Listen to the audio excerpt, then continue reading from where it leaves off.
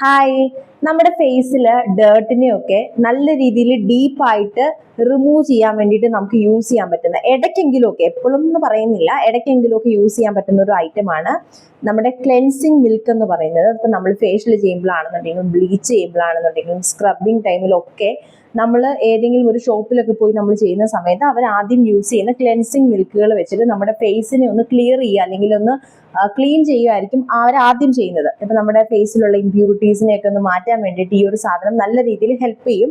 അപ്പം ഞാൻ കുറേ നാളുകളായിട്ട് യൂസ് ചെയ്യുന്നത് ഹിമാലയയുടെ ഈ ഒരു ക്ലെൻസിങ് മിൽക്കാണ്.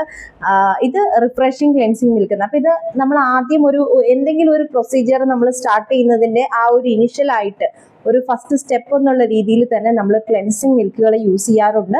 ഇപ്പോൾ ഒരു ഫേഷ്യൽ ആണെന്നുണ്ടെങ്കിലും എല്ലാത്തിനും ക്ലെൻസിങ് എന്ന് പറഞ്ഞിട്ട് അവർ എക്സ്ട്രാ ഒരു സ്റ്റെപ്പായിട്ട് അവർ തന്നെ പ്രൊവൈഡ് ചെയ്യുന്ന ഒരു ചെറിയൊരു പ്രൊഡക്റ്റ് ഉണ്ടാവും നമ്മുടെ കൂടെ ആ ഒരു ഫേഷ്യൽ കിറ്റിന്റെ കൂട്ടത്തിൽ. എങ്കിൽ പോലും ഞാൻ ക്ലെൻസിങ് മിൽക്കുകൾ യൂസ് ചെയ്യാറുണ്ട് നമ്മുടെ ഫേസിലെ ഡേർട്ടിനെ എല്ലാം മാറ്റാൻ വേണ്ടിയിട്ട്. എന്നിട്ട് നമ്മൾ ഫ്രഷ് ആയിട്ട് ഒരു ഫേഷ്യൽ സ്റ്റെപ്പ് സ്റ്റാർട്ട് ചെയ്യുമ്പോഴാണ് ശരിക്കും പറഞ്ഞാൽ നമുക്ക് നല്ലൊരു റിസൾട്ട് കിട്ടുന്നതെന്ന് എനിക്ക് ഫീൽ ചെയ്തിട്ടുണ്ട്. സോ നിങ്ങളുടെ ഒരു അഭിപ്രായം എന്താണ്? ക്ലെൻസിങ് മിൽക്കുകൾ നിങ്ങൾ യൂസ് ചെയ്തിട്ടുണ്ടോ? യൂസ് ചെയ്തിട്ടുണ്ടെങ്കിൽ അത് നിങ്ങൾക്ക് എന്താണ് അതിന്റെ ഡിഫറൻസ് തോന്നിയേക്കുന്നത് എന്നുള്ളത് ഒന്ന് കമന്റ് ചെയ്യണേ.